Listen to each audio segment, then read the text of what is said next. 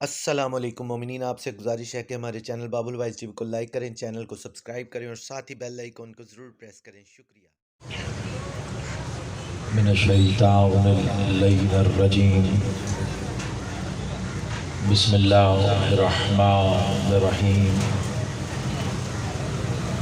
الحمدللہ رب العالمین، الصلاۃ والسلام علی رسول الکریم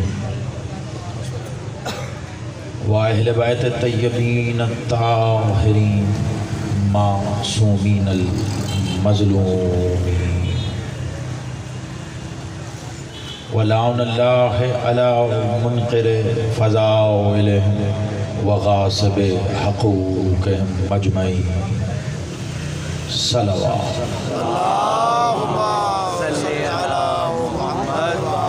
اگر زحمت نہ ہو تو اس سے بیدار بلند تر صلوات۔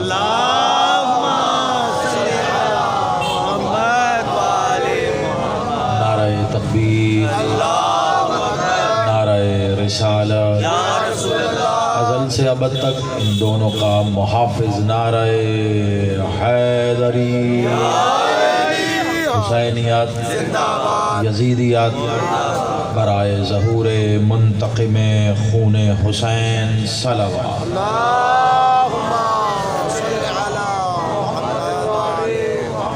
آباد و شاد رہیے، سلامت رہیے۔ دعا گو ہوں میرا مالک آپ سب کا اس فرش عزا پہ چل کے آنا قبول و منظور فرمائے۔ بانیان مجلس نے جس خلوص محبت و عقیدت سے یہ صف عزا بچھائی ہے، دعا کرتے ہیں پاک بی بی اپنے حق کا صدقہ ان کی اس کاوش کو اپنی بارگاہ میں قبول و منظور فرمائے، اور اس کا جو بہترین اجر یہ چاہتے ہیں پاک بی بی اپنے ید کل خیر سے عطا فرمائے۔ بالخصوص آج کی اس مجلس کا مقصد و مقصدیت ثنا خوانی محمد و آل محمد اور مرحوم مغفور ہمارے بہت ہی پیارے بھائی سنگتی، جو یقیناً اس جہان فانی سے اس جہان ازلی کی طرف اپنے خالق اپنے مالک کو سجدہ حقیقی پیش کرنے جا چکے ہیں۔ ہم سے زیادہ بہتر، ہم سے زیادہ اچھی جگہ پر موجود ہیں، لیکن ظاہری بات ہے کسی بھی بھائی کا وقتی طور پر چھوڑ کے چلے جانا یہ دل کے غمگین کرنے کا باعث ہوتا ہے۔ بس یہی کہوں گا دعا فرمائیے میرا مالک مرحوم مغفور اسلم صاحب کے درجات کو مزید بلند فرمائے، ان کے لواحقین، ان کے متعلقین، ان کے ورثاء، ان کے غم گساران جو بھی ہیں، مالک ان کو صبر جمیل عطا فرمائے۔ میرا بادشاہ میرا مولا ان کے ایصال ثواب کے لیے ان کے انتقال سے لے کے آج تک اور آج سے لے کے ہمیشہ تک جو کچھ بھی پڑھا جائے، جس نیت سے پڑھا جائے، مالک اسے قبول و منظور فرمائے۔ اپنی دعاؤں کی قبولیت کے لیے خانوادہ عصمت و طہارت پر بلند تر صلوات۔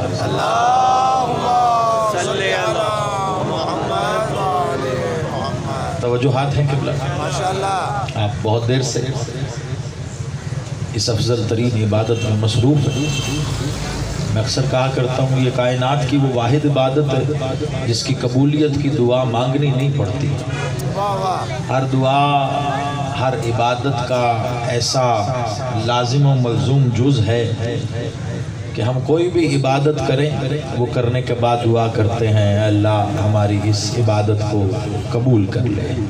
نماز روزے سے لے کے حج و زکوٰۃ تک، آپ کے گھر سے لے کے خانہ کعبہ کے سائے تک، جو عبادت بھی جہاں بھی کی جائے، بلکہ جتنی عبادت بلند ہوتی جاتی ہے اس کی قبولیت کی دعائیں اتنی زیادہ ہوتی ہیں عام دنوں میں پڑھی گئی نماز اور جیسے شب قدر میں پڑھی جائے یا اور مخصوص ایام میں، تو انسان کی دعا مزید بھی زیادہ ہوتی ہے کہ اللہ دیکھ ایسے وقت میں تو نے ہمیں نصیب کیا کہ ہم عبادت کریں، اس عبادت کو ضرور قبول کر لینا۔ خانہ کعبہ میں جا کے اگر عبادت کرنا کا موقع ملے، اللہ یہ نصیب کرے، تو کسی کی زندگی میں ایک بار ہی ہوتا ہے، ایک سے زیادہ بار بھی ہو سکتا ہے، لیکن وہاں جا کے ہم اپنے گھر سے زیادہ خوش و خضوع سے دعا کرتے ہیں کہ اللہ باقی کر نہ کر یہ والی ضرور قبول کر لینا۔ خدا کی قسم حسین کی مجلس وہ واحد عبادت ہے، قبول پہلے ہوتی ہے، ادا بعد میں ہوتی ہے۔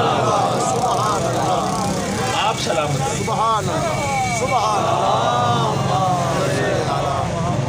اس عبادت کا معیار ہی الگ ہے، یعنی جس کا قبول نہ ہونا اس کو یہ عبادت ادا کرنا نصیب ہی نہیں ہوتی، اس کے نصیب میں لکھنے والا لکھتا ہی نہیں ہے۔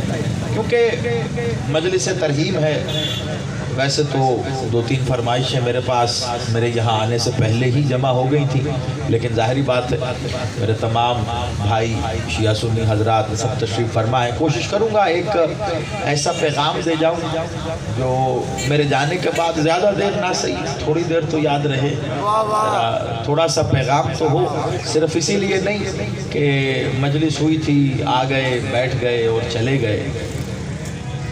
مجلس ترحیم ہے، ایصال ثواب کی مجلس ہے، تو بالعموم ہمارے ہاں ایصال ثواب کی مجلسوں کا ایک خاص انداز ہوتا ہے، زندگی کو سمجھنے کی کوشش کی جاتی ہے، تھوڑا سا موت پہ بات کی جاتی ہے کہ جو جانے والا چلا گیا موت ہے کیا، لیکن بالعموم ہوتا یہ ہے کہ ہماری مجلسوں میں زندگی اور موت کا ذکر کر کے لوگوں کو ڈرایا جاتا ہے۔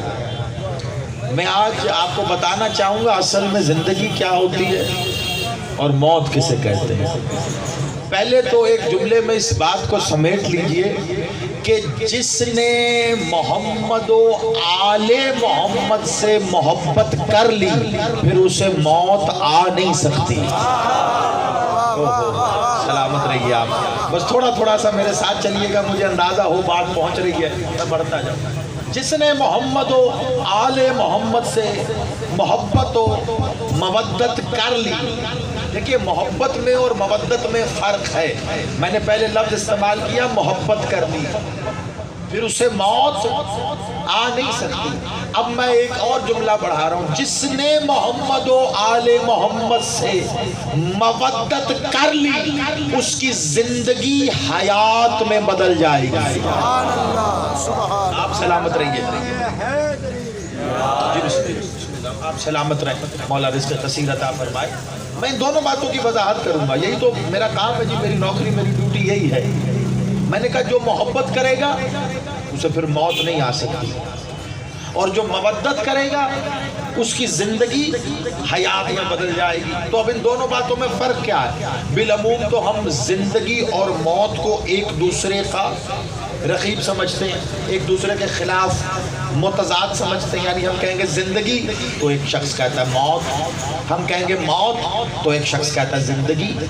یاد رکھیے گا سانس کا آنا اور جانا آپ کو لگ رہا ہے کہ یہ زندگی ہے، صرف سانس کا آنا یا چلے جانا یہ زندگی نہیں ہے۔ بندہ سانس لیتا ہو آل محمد کا دشمن ہو مردہ ہوتا ہے۔ آپ سلامت رہیں، ان ہاتھوں کو میرا بادشاہ خیرات عطا فرمائے۔ بندہ سانس لے رہا ہو لیکن محمد و آل محمد سے بیر ڈال بیٹھے تو وہ چلتی پھرتی لاش ہے، وہ زندہ نہیں ہے، وہ مردہ ہے۔ سلام مولا رزق کثیر عطا فرمائے۔ اب آئیے ایک قدم اور آگے بڑھتے ہیں کہ میں نے محبت سے مودت اور زندگی سے حیات کی بات کی، یہ بھی اگر میں پیغام پہنچا گیا تو میرا مقصد پورا ہو جائے گا۔ ایک ہے زندگی اور ایک ہے حیات۔ زندگی کی سرحد کو، آخری سرحد کو موت کہتے ہیں، یعنی جہاں زندگی ختم ہو جائے، یعنی سانس لے رہا ہے ایک شخص، اس کو سانس آنا بند ہو گیا، اب آپ کہیں گے جی بندہ مر گیا۔ تو زندگی کی آخری سرحد کو، یہ جملہ ہے، اگر میں فلسفے کی مدد سے، منطق کی مدد سے، کلام کی مدد سے اس کی شرح کرنے جاؤں گا میرے لیے ایک مجلس بھی ناکافی ہے، لیکن میں سمندر کو کوزے میں بند کرنے لگا ہوں ایک جملے میں، اور ابھی تک جو میں نے آپ کا ذوق سماعت دیکھا، بزرگ تشریف فرمائے، آپ بات کو ضائع نہیں کریں گے۔ جہاں زندگی کی آخری سرحد ہو اسے موت کہتے ہیں، اور جہاں موت بھی مر جائے وہاں سے حیات کا آغاز ہوتا۔ آپ سلامت رہے، آپ نے بہت بڑی بات کو سمجھا۔ مولا زندگی کرے آپ، یا آپ مالک کی زندگی کو حیات میں بدلے۔ جہاں موت بھی مر جائے وہاں سے حیات کا آغاز ہوتا ہے۔ اب میں آپ کو بتاتا ہوں کیسے۔ دیکھیے، اگر آپ کو محبت اور مودت سمجھ میں آ گئی نا تو آپ کو زندگی اور حیات بھی سمجھ میں آ جائے گی۔ قرآن نے، اللہ نے خود بادشاہ مالک خاتم النبیین سے فرمایا، اور خاتم النبیین میرے مولا نے آپ سے تقاضا کیا۔ دیکھیے، ابھی میں یہاں بیٹھا ہوں، میری ذاتی کیا شاید کوئی حیثیت و قات کچھ بھی نہیں، 2 ٹکے کا بندہ نہیں۔ کوئی میری عزت کرتا ہے تو اس کی وجہ صرف محمد و آل محمد کا ذکر ہے۔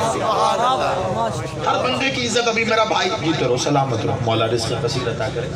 ہر بندے کی عزت، ابھی بڑا پیارا جملہ وہ میرا بھائی سلمان یہیں بیٹھے ہوئے تھے، ابھی ہاں یہ بیٹھے ہوئے، مجھے بڑی پیاری بات کی کہ ہر بندے کی جو عزت ہے نا، عزت کا بھی کوئی پیمانہ ہوتا ہے۔ تو بندے کی عزت دیکھنا ہے تو دیکھو، وہ حسین کی عزت، آل محمد کی عزت کرتا ہے تو وہ عزت دار ہے۔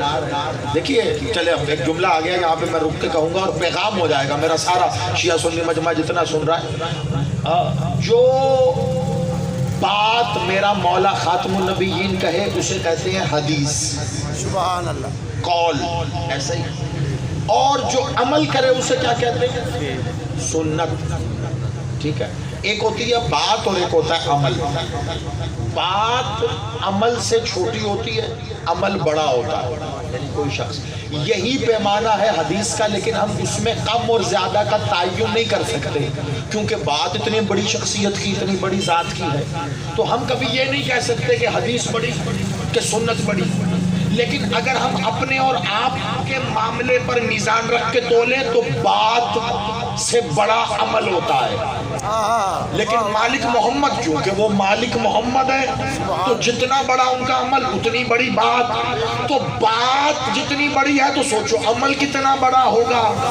اور یقین مانو میرا بادشاہ مولا محمد جو کرے ویسا ہی کرنا، یہ سنت ہوتی ہے امت کے لیے، اور بالخصوص جو خود کو اہل سنت کہتے ہیں ان کے لیے ضروری ہے کہ وہ وہی کرے جو مولا محمد نے کیا۔ تو بادشاہ محمد اپنی مسند سے اٹھ کے کھڑے ہو جاتے تھے جب بیٹی فاطمہ آتی۔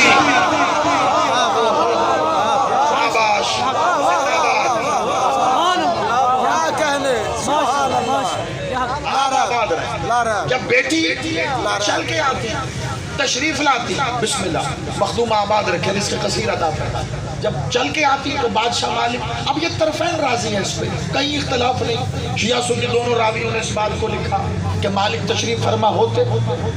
کون میرا بادشاہ؟ جن کے آنے پہ 1.25 لاکھ نبی اٹھ کے کھڑے ہو۔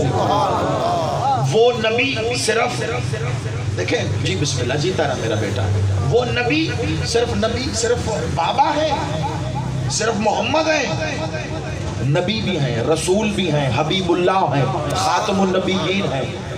میرے مالک اٹھ کے کھڑے ہو رہے ہیں تو صرف بابا اٹھ کے کھڑے نہیں ہو رہے، صرف محمد مولا اٹھ کے کھڑے نہیں ہو رہے، رسالت کھڑی ہو رہی ہے، نبوت کھڑی ہو رہی ہے، حبیبیت الہیہ کھڑی ہو رہی ہے۔ اب یہیں پر میرے بادشاہ کے بڑے پیارے صحابی حضرت عبداللہ نے سرکار مولا محمد سے سوال کیا، جس کو طرفین میں شیعہ سنی راویوں نے لکھا۔ اب یہی میرا جواب ہے، اور وہ بات جس نقطے پہ کھڑا تھا جو آپ نے بھی کی، سلمان بڑی توجہ رکھنا۔ ایک بار ایک صحابی نے پوچھ لیا، یا رسول اللہ آپ تو باپ ہیں، یہ بیٹی ہے، باپ پر بیٹی کا احترام واجب نہیں ہوتا، پھر بھی آپ اٹھ کے کھڑے ہوتے ہیں۔ رسول اللہ نے کہا خاموش ہو جا، میں بیٹی کے آنے پہ کھڑا نہیں ہوتا، اللہ کی عزت کے آنے پہ۔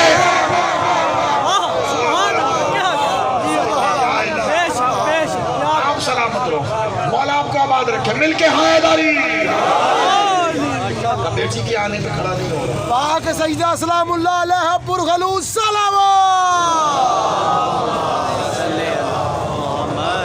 دیکھو اگر بیٹی کے آنے پہ کھڑے ہوتے تو آج یہ سنت نبوی ہو جاتی. ہر باپ کو اپنی بیٹی کے آنے پہ اٹھ کے کھڑے ہونا پڑتا. ہر باپ کو تعظیم کرنی پڑتی. لیکن ہر باپ تو تعظیم نہیں کرتا نا.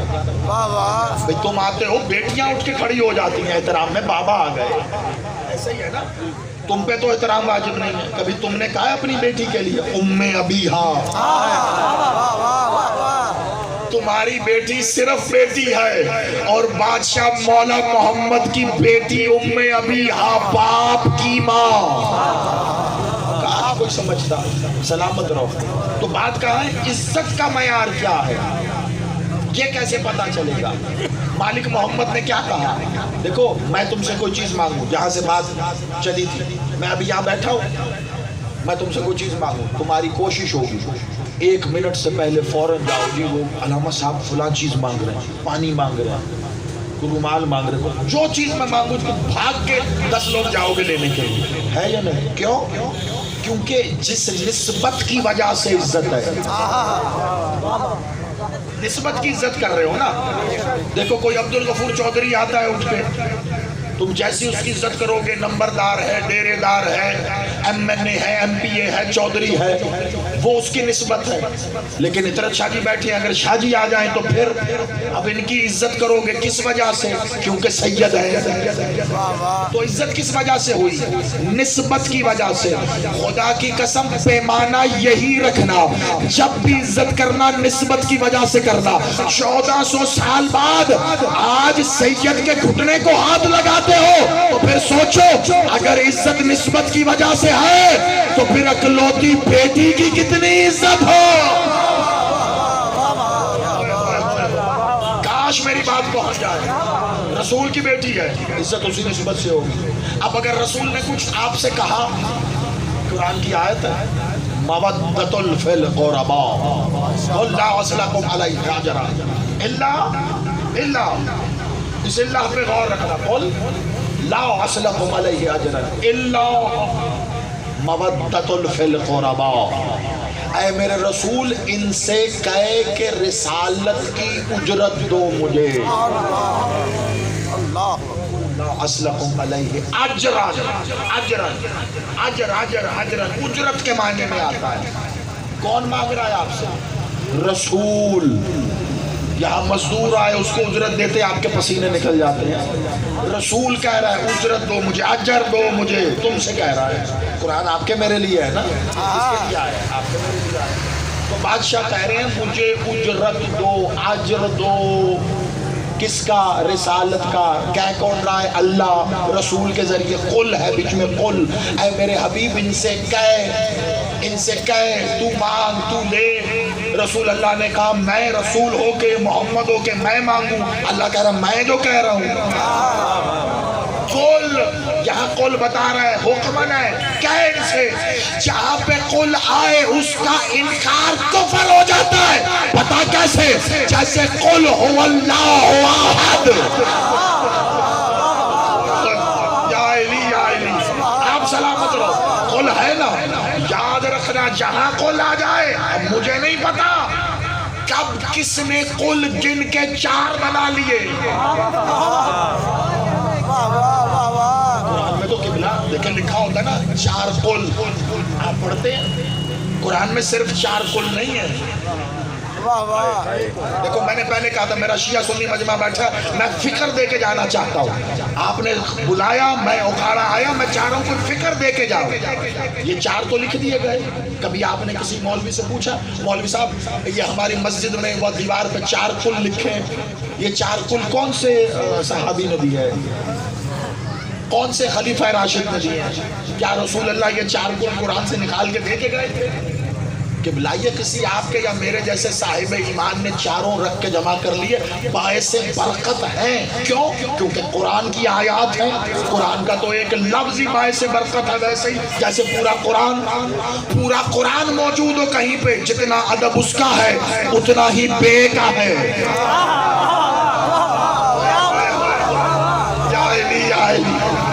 کاش پتا ہو کہ بے کیا ہے، اتنا ہی اس کا ہے۔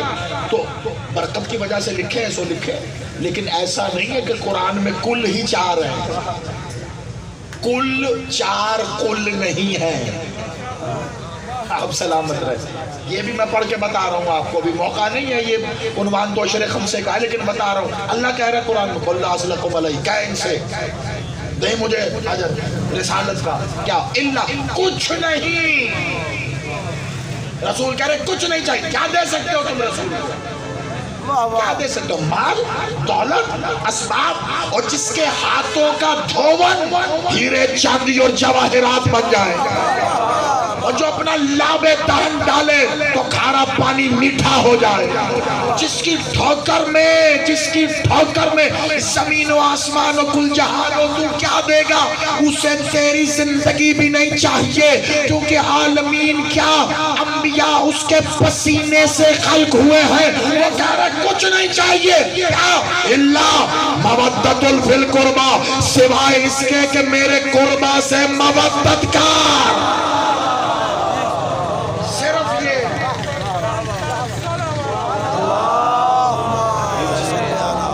بسم اللہ، سلامت رہے آپ۔ بس میرا پیغام پہنچ گیا تو میرا مقصد پہنچ گیا۔ دیکھیں مجھے رد کر دینا، میری بات میرے پیغام کو رد نہ کرنا، اسے وصول کر لینا۔ چہرہ نہ دیکھا کرو، پہناوا نہ دیکھا کرو، نام نہ دیکھا کرو، پیغام دیکھا کرو۔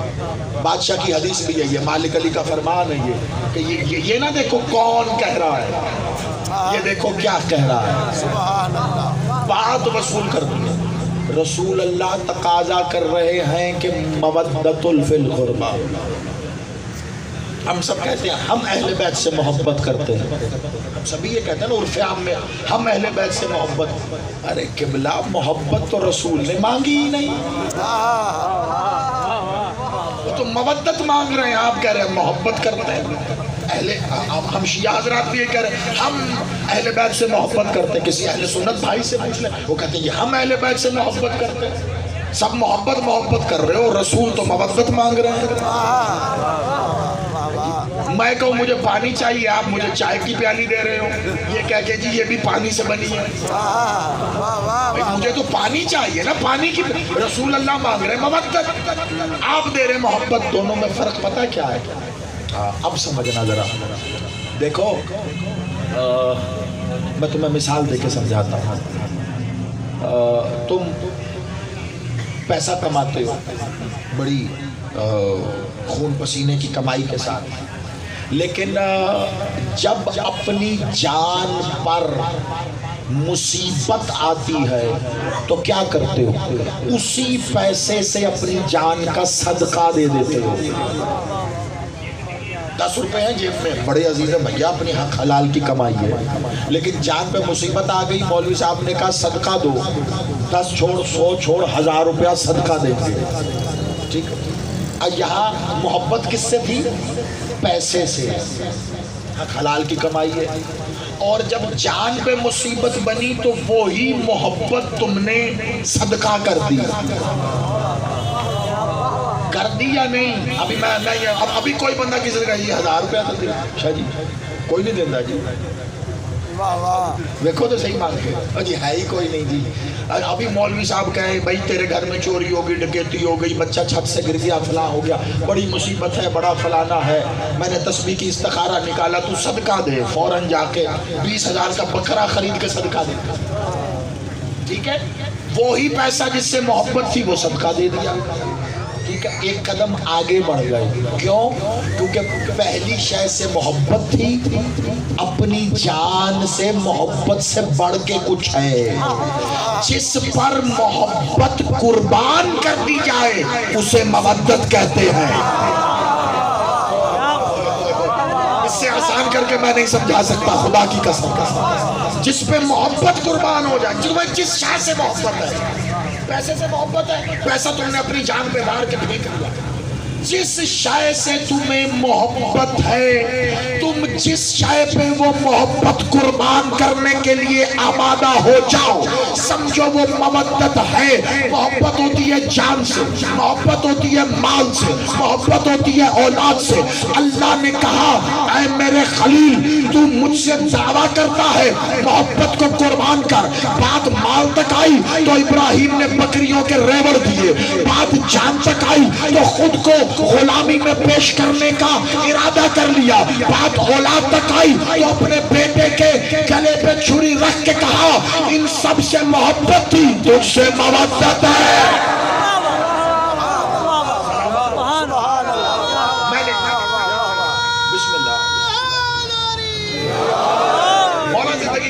आप सलामत रहे। दोनों मिसालें जी बिस्मिल्लाह खैर हो, मालिक आपको रिज़्क़ कसीर अता फरमाए जी बिस्मिल्लाह।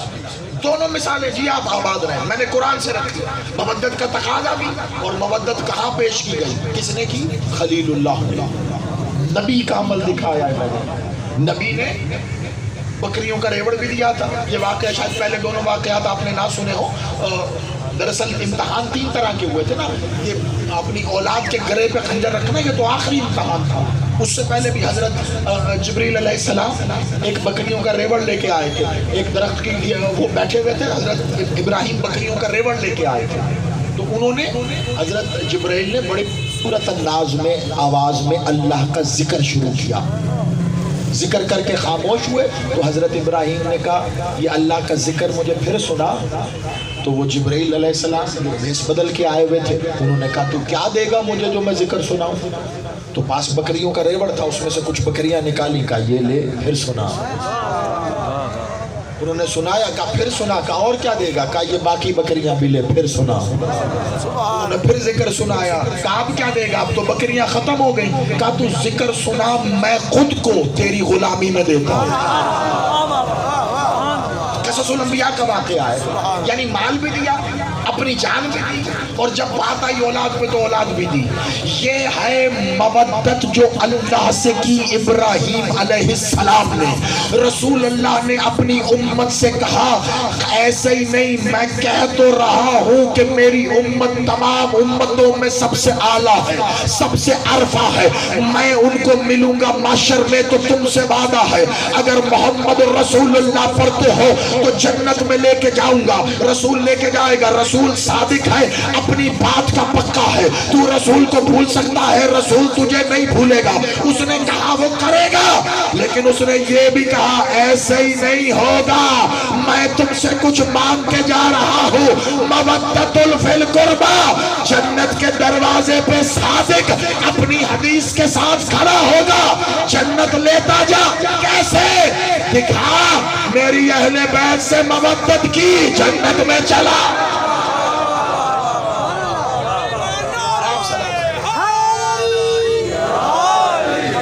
जिंदगी करे आप मवद्दत दिखाते जाओ, जन्नत में जाते जाओ। वो तो ये कह के भी गया और बता के भी गए या माजरत के साथ लफ्ज़ी एतबार की कैद में कह रहा हूँ, वरना रसूल पर गए का इतलाक नहीं होता। वो थे, वो हैं, वो रहेंगे। आपकी और हमारी आंखों को ये बसीरत और बसारत नहीं है कि देख लें। खुदा की कसम अगर रसूल का नूर ना हो दुनिया अंधेरी हो जाए, कायनात अंधेरी हो जाए। आप सलामत हो, आप आबाद हो, का मवद्दत करो। अब जो कुछ है तुम्हारे पास, मैं दलील के साथ बात करके आ रहा हूँ। देखो बड़ी तवज्जो रखना, दलील के साथ। मैं आधी ही इसी बात का हूँ कि पैगाम पहुँचाना है तो दलील होनी चाहिए। दलील के ऊपर हुज्जत मेरा तेरा कौल नहीं होता, कुरान होता है या फरमान होता है। मैंने वो भी पेश किया। अब नतीजे की तरफ तेज़ी से बढ़ो ताकि आखिरी मंजिल की जानिब सफ़र का आगाज़ करूँ मैं। कहा मवद्दत। अब मवद्दत किस सूरत में होती है? मैंने 3 तरीक़े बता दिए जो कुरान में दर्ज हैं और नबी का अमल है। अपने माल से, अपनी जान से, अपनी औलाद से, इन 3 तरीक़ों से मवद्दत का ऐलान होता है। बकरियों का रेवड़ दिया था, आखिरी रुपया नहीं दिया था हजरत इब्राहिम अलैहिस्सलाम। ये इम्तहान है। کہ کیا تم اللہ کے ذکر کے لیے دے سکتے ہو؟ انہوں نے سارا اس وقت جو ان کے پاس تھا انہوں نے کہا لے سب کچھ. اپنا گلا کاٹ کے نہیں رکھ دیا تھا. کہا میں غلامی میں پیش کرتا ہوں, میری غلامی قبول کر لے, ساری زندگی تیری غلامی کروں گا, یہ ذکر مجھے ایک بار سنا دے. اور اولاد کے گلے پہ خنجر رکھا تھا, چھری پھیر کے کاٹ تو نہیں دیا, اللہ نے بچا لیا. یعنی وہاں یہ تینوں امتحان ہے کس کے لیے؟ محبت کو مودت پہ قربان کرنا. عمل قرآن میں ہے اور ہے بھی نبی کا. رسول اللہ نے محبت نہیں مانگی, مودت مانگی. خدا کی قسم دیواروں پہ کافر کافر لکھ دینے سے صرف اختلاف بڑھتا ہے اور پیدا ہوتا ہے. کبھی کسی کا کفر دکھانا ہو تو رجوع قرآن سے کر کے ثابت کرنا, تو کہیں دیوار پہ لکھنے کی ضرورت نہیں پڑے گی. آج تجھے بتاؤ کہ اہل تشیع کا عمل ہے کیا, شیعہ کرتے کیا ہے. رسول اللہ نے مودت مانگی ہے, 3 طریقوں سے ہوتی ہے. ایک مال سے, دوسری اولاد سے, تیسری جان سے. شیعہ یہی کرتے ہیں, سارا سال محنت سے کمائی کمانے کے بعد حسین کے نام پہ خرچ کرتے ہیں. کبھی اپنی محبتیں قربان کر کے مودت خرید لے.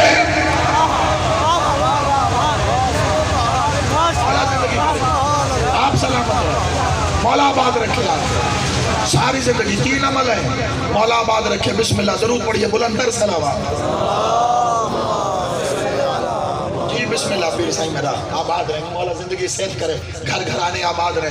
ایک ہی خاندان کے دونوں چشم و چراغ یہاں موجود ہیں, مولا زندگی صحت کرے, آباد رہے. یہ شاہ جی یہ آپ کی آمد پہ یہ جملہ ہو سکتا تھا. محبت مودت پر قربان کرنی ہے. تقاضا کس کا, حکم کس کا؟ اللہ کا. دیا کس نے؟ مالک محمد نے. مانگ کیا رہا ہے؟ مودت. ہم سب کیا کہتے ہیں؟ محبت کرتے ہیں. ہم محبت کرتے ہیں, سب یہی تقاضا کر رہے ہیں, سب یہ تقاضا کہہ رہا ہوں, دعویٰ کر رہے ہیں, اور تقاضا مودت کا ہے. خدا کی قسم میں نے کہا نہ کبھی آنکھوں پہ پٹی باندھ کے کسی کے عمل کو نہ دیکھو. کبھی کوئی شیعہ کسی اہل سنت کو اس لیے برا نہ کہہ دے کہ وہ سنی ہے اس لیے برا کہہ رہا ہوں. کبھی کوئی اہل سنت کسی شیعہ کو اس لیے برا نہ کہہ دے کہ شیعہ ہے اس لیے برا کہہ رہا ہوں. عمل دیکھو, ادھر رکھو قرآن, عمل کو قرآن کے ساتھ تول کے دیکھ لو. اگر قرآن یا فرمان کے مطابق ہے تو حق ہے, اگر نہیں ہے تو باطل ہے. پھر تمہیں کہنے کی ضرورت ہی نہیں, قرآن نے خود ہی کافر کہہ دیا. شیعوں کے 3 عمل ہے, مجلسوں پر اپنا پیسہ دے کر یہ محمد کو بتاتے ہیں تیری آل سے مودت ہے. اپنے بچوں کے ہاتھ میں زنجیر دے کے کہتے ہیں مار. حسین کو کہتے تیرا تھا تجھے دے رہے ہیں, اور خود کو لہو لہان کر کے کہتے ہیں تو مانگ کے تو دے, سر کاٹ کے تیرے قدموں میں رکھ.